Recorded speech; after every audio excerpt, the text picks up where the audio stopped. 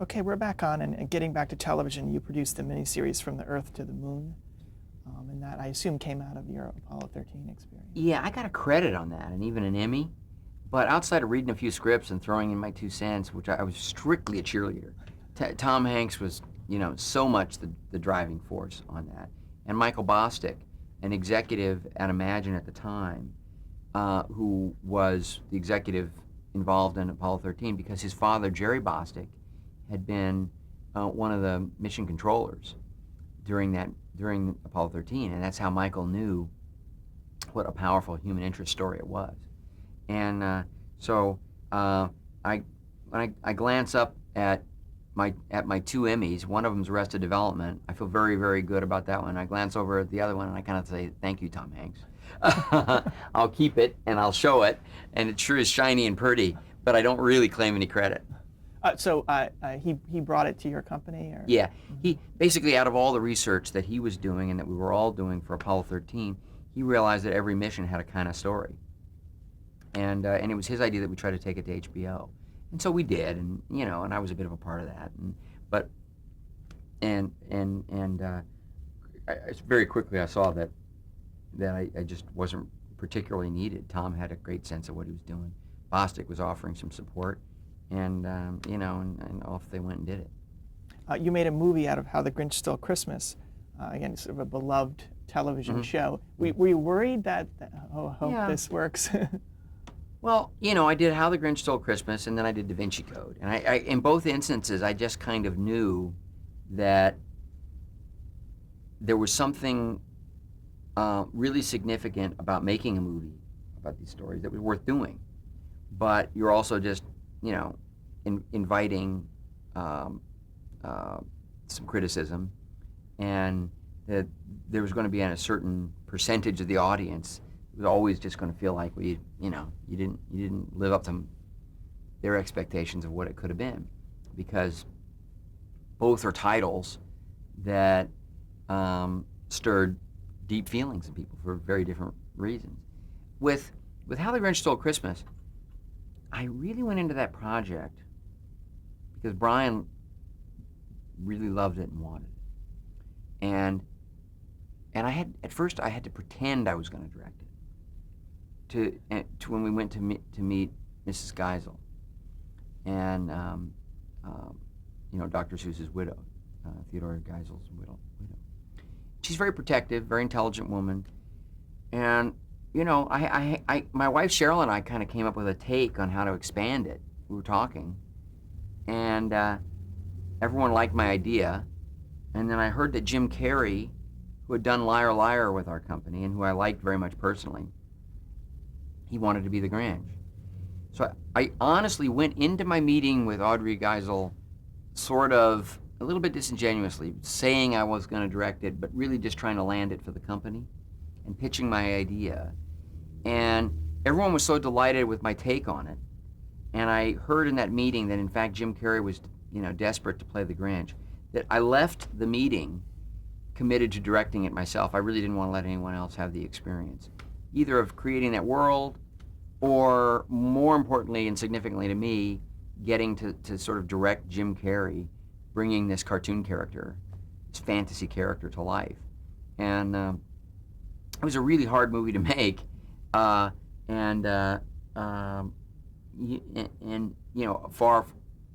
from perfect in so many ways. But Jim Carrey as the Grinch is, to me, kind of cinematic history. I mean, I think in some years, people are going to really appreciate the genius of that performance. I was so disappointed he was not nominated in the Best Actor category for How the Grinch Stole Christmas, because that performance was as nuanced and as challenging as anything I've ever been around. And, it always hurt my feelings a little bit that Jim didn't get the credit that he deserved as an artist for successfully working through that makeup, working through that costume, and literally bringing this fantasy character to life in such a vivid, detailed, entertaining, dimensionalized way. Was there improvisation in that? Oh yeah. Jim, he works closely on the script, works with you on the script, does the lines that work, but also you always want to give him the latitude to improvise because he's a genius. He does that impression of a director. Oh, that was, yeah, he did. Oh, he was so delighted that day because he'd thought about that the night before, and he said, just tell me what the shot is. I'm just going to do this. You'll either love it or hate it, and he did it, and it was you know, I was really kind of moved by it, but I also thought it was hilariously funny, and it stayed in the movie. Okay, let's talk a little bit about Arrested Development, which was a big hit for you and your company. How did the show come about? Well, we were trying to do internet content starting in like about 99, 90, yeah, I think it was 99. And DreamWorks and Imagine combined on a thing called Pop.com, which was sort of had we kept it going, which we didn't, it might have grown into sort of YouTube. I mean, it was that idea of making short films for the internet, creating an environment where people could upload their short films and things like that.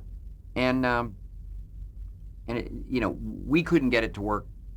We started it, it failed, it just didn't make business sense. We were out in front of it, it cost too much and stuff like that. So, but it, in my mind, I felt like there was maybe a new kind of lower cost sort of television that could be produced that would utilize a new kind of visual vocabulary that was coming out of reality television and docu-TV, sort of like Cops, but also the reality TV shows. And I'd done EdTV, which was about it was before reality TV shows existed. The notion of just following people around and sort of, you know, in EdTV they're airing it live. But I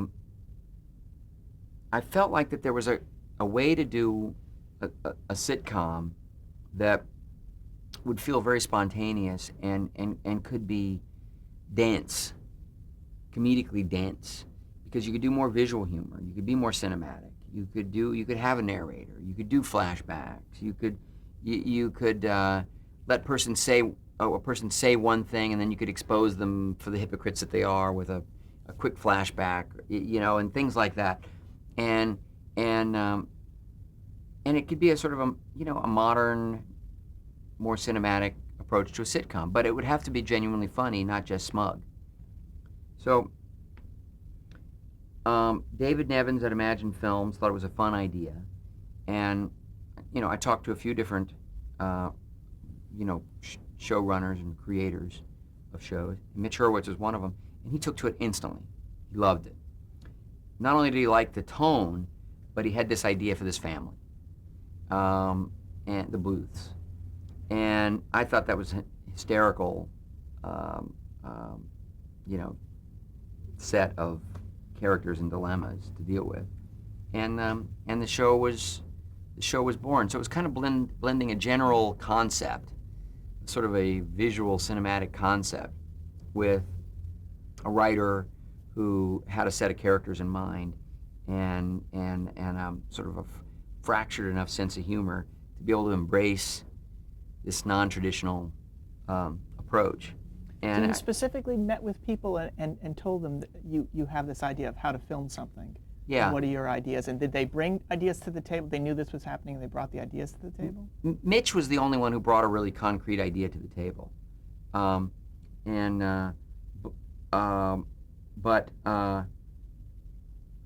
We kind of, David Nevins and I thought it should be a family show. I also thought that single camera comedies are always plagued with the burden of limited production schedule. So they never get to rehearse and experiment the way multiple camera shows done in front of an audience get to do. So the jokes don't get refined, the actors don't get to explore.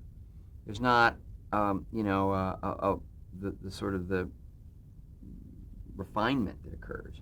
So I thought that if you use this sort of docu feel with, very naturalistic lighting and a couple of cameras handheld, and it was really loose, you could create an environment where writers could be on the set, people could be riffing and experimenting, and it's not like you'd have all week to evolve a scene, but you'd have hours to develop a scene and focus on it and try all kinds of things.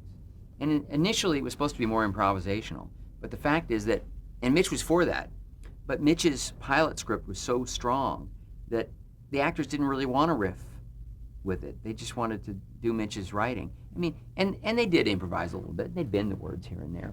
But for the most part, Mitch and then later the staff, wrote those scripts in a way that, those hilarious actors just wanted to do what was written, more or less. Was there any downside to filming that way? Well, I think that it takes some getting used to watch a show that way, because the setup, the payoff, isn't rolling out in the kind of rhythm that you're accustomed to. So if you're a little distracted and you're kind of watching the show out of the corner of your eye, or you're a little tired and you just want to escape, it requires a little more concentration to really get the jokes. And I think one of the reasons it never got great ratings is because it's not necessarily a relaxing show to watch. It's not put your feet up, kick back, and at least not for sort of anyone over the age of about 35. It's noisy, it's busy, you have to really listen. But to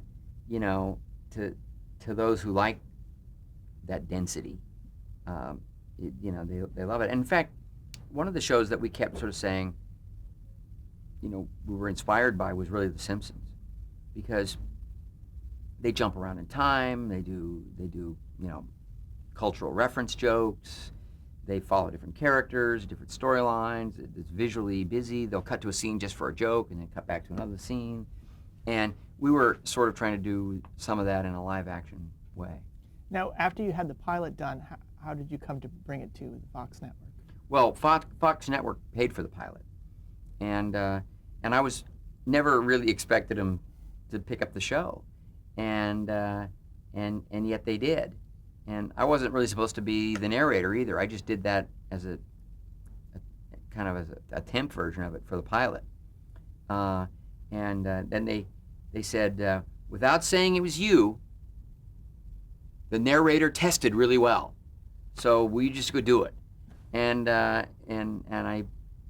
agreed to do it, and I had a blast being the narrator. And you're uncredited. Yeah, I'm uncredited.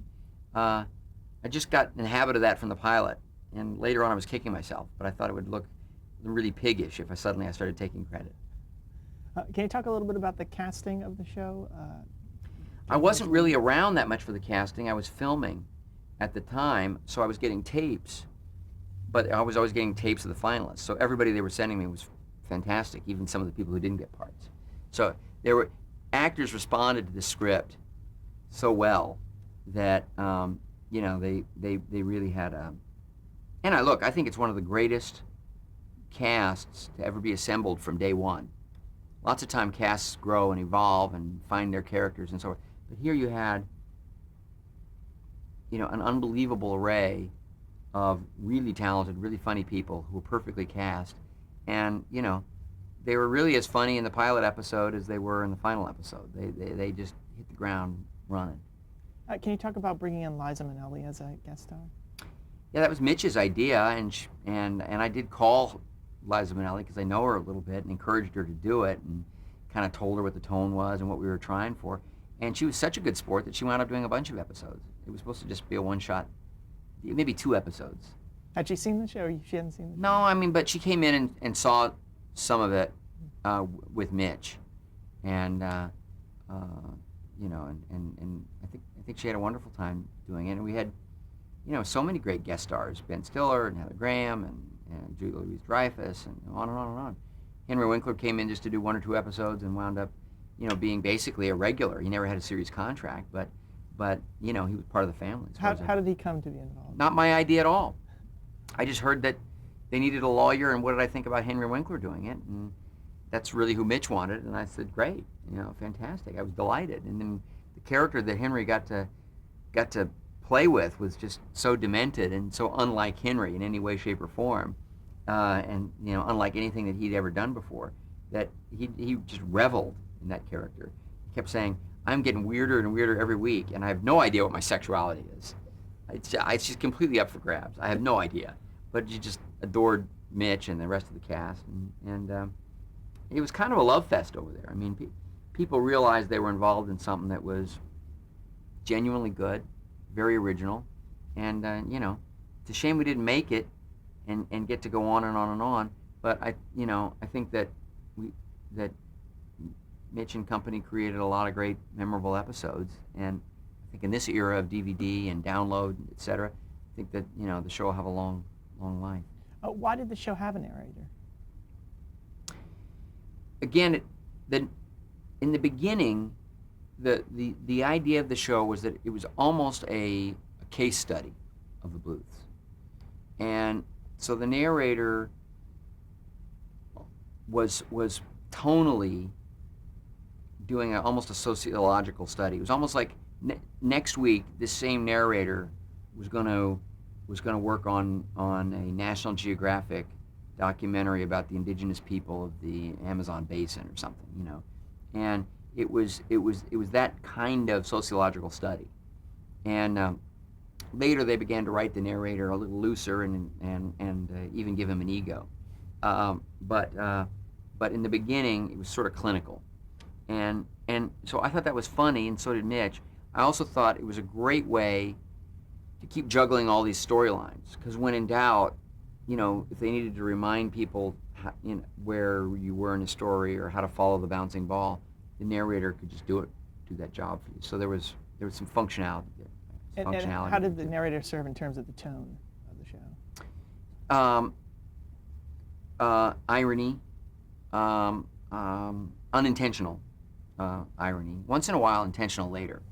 Once in a while, the narrator would just say, just look at how ridiculous these people are, and you know, the tone would reflect that.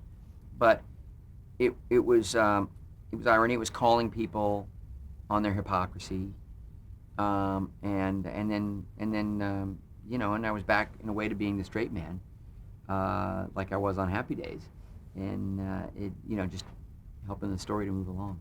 Can you talk a little bit about the time slot changes and the trying to get the show an audience? You know, I gotta say that the people at Fox really gave the show a lot of chances. You know, we all would have liked more advertising. We would have liked steadier time slots. There's some things that, you know, we would have loved, but if you put any of us involved in the show and gave us a lie detector test, I think, you know, I think if we were trying to tell the truth, we'd say, you know, Fox really hung in there with us, and were, you know, very experimental in their, and ambitious in their appetite to try to find something new on television. What was the experience like winning the Emmy Award for the show? It was really a thrill, because we were absolute underdogs, and at that time, you know, we really were hoping that we were going to break through and find a bigger audience. In fact, Mitch was hilarious, because I think he said, you know, as he was holding the Emmy, "This is great. I want to thank everyone. And now, hey, I got an idea. How about you all watch this show? How about we do that? How about we watch it?" And you know, it was a brilliant thing to say, but it didn't really work. We always had a loyal audience from about our third episode on, and the numbers just about never grew or diminished. And you know, it probably should have existed on cable. You know, had we been able to draw that audience on cable, you know, we'd still be going strong. But it wasn't ever quite a big enough, broad enough number to exist on network television. I also think it's sort of a, you know, look, I think it established a new kind of tone and visual look for half-hour television shows. And I think we're seeing more and more of it, all the time, and I think we'll continue to.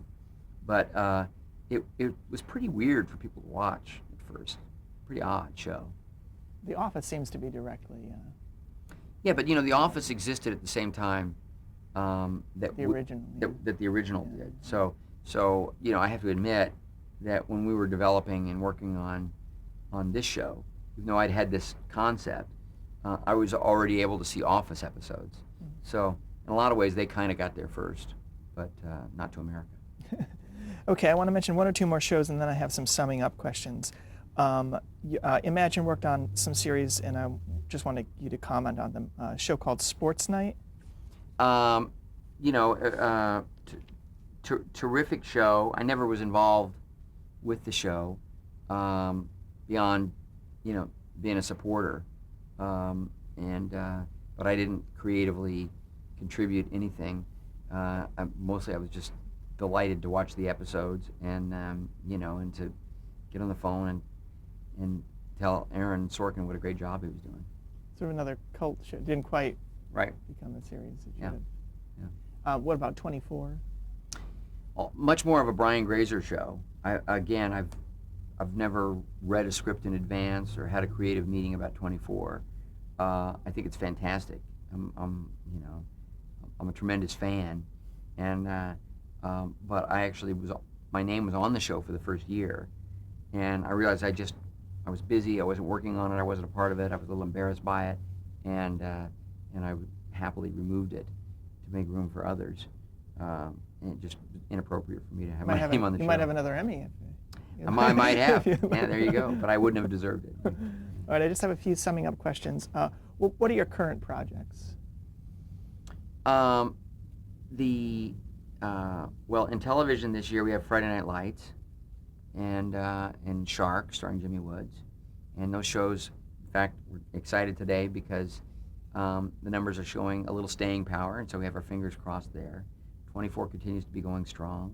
We've got a brand new show that we're hoping to get on the air called Beyond, which is a really challenging show to do, creatively, rich with potential. Could be wildly entertaining, but really, really hard to do, and kind of science fiction meets science fact, and it's an adventure story every week, and it's one I have been working on a little bit, and it's I really hope it gets its chance. You're shooting a pilot, in other words. Pilot is done, Mm-hmm. and Brett Eisner directed it and did a really good job, and so it's looking like it may get picked up. Great. What advice would you give an aspiring television actor? Well, I don't think there's I don't think there's any such thing as a television actor anymore. I think finally, I think the mediums have kind of blended. I think that for any actor who really wants to do great work, the thing I'd say is don't ignore television in favor of features, because the writing is great on television in many instances, and some of the best opportunities for actors I think now consistently exist on television. And if you care about how many great scenes you're going to get to do during the course of your year, if you have a good role on a television series, it can be very rewarding. Your daughter is getting into acting. Are you encouraging to your children to do entertainment? Have they got involved? No, I'm not encouraging or discouraging. Bryce is doing very well with her acting career, and just directed her first short film and enjoyed that as well. And so, I think she's going to have a very creatively rewarding career. She's got a great attitude about it all. Really loves it, and I'm happy she's found her way into this business because I think she'll enjoy it. I have another daughter, Paige, who's currently a senior at NYU, and she's a drama major and also very talented. And who's to say whether she'll love the business the way I do or her sister does? I have two other kids, Jocelyn and read, and they're not interested in business at all, but have their own dreams that they're pursuing, and I guess that's what I hoped for. My dad always said that before he left the farm, even though he was the oldest son and his father hoped he'd keep the farm in Kansas and stay on it and work it, his father put his hand on his shoulder and he said, "Son, the best advice I can give you is a fella ought to find something he loves and try to go do it. And I don't think you're ever going to love farming." And that was his way of sort of sanctioning, his son leaving and trying to do this wacky thing, which was find his way into the entertainment business. Changed the course of our family, though. It was really something. How would you describe your directorial style? I try to create an environment where foundation's been laid, soil's been prepared, whatever metaphor you want to use, for myself and other sort of creative leaders on a project to be able to do their best work. And I come with a plan and a point of view and a passion for a subject, or I won't do it. And I then hope that it grows from there. But I also feel that if great ideas don't emerge from the cinematographer or the actors or anyone else on the set that day, that my plan is a good one, and it'll yield something of quality that day. But I get most excited when it grows from there.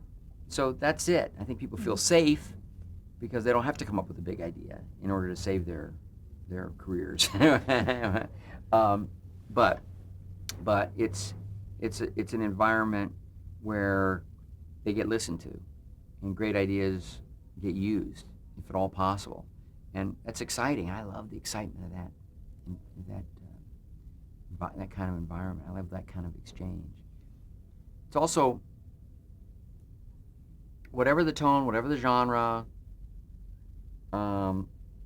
it's for me, it's always some kind of an exploration. It's an exploration of the medium I work in. It's an exploration of the themes that the story is working with, and it's kind of pushing the possibilities of what those actors have to offer, and what we can get between the frame lines. Because at the end of the day, it doesn't matter how much money people are being paid or how many trucks you have on the sideline. It's what you get inside the frame. That's all anybody really cares about. That's all I care about. You won the Academy Award. Can you talk a little bit about what that experience meant to you? Yeah, it was a relief because I'd kind of been in the hunt and been close a few times, and I hadn't gotten the nominations, and then in other instances been involved where we had gotten the nominations and like for Best Picture on Apollo 13 and didn't win. So it was a huge relief, but one thing that sort of applies to our conversation today is that, of course, the Academy Awards is one big TV show. And when Mel Gibson, opened the envelope and said Ron Howard, that was great because Mel and I had already worked together, and I was thrilled by that. In fact, Mel had told me he was going to read my name, and I didn't. And he's crazy enough that I thought, oh no, he's enough of a practical joker that he's just made up his mind that I'm getting the award, no matter what. So I thought two things. A part of me thought, oh shit, Mel wouldn't really do that, would he? But two, as I was walking up, there was a crane that suspends out over the audience with a camera on the end of it, and it's moving along with, the winner as the winner moves toward up the steps.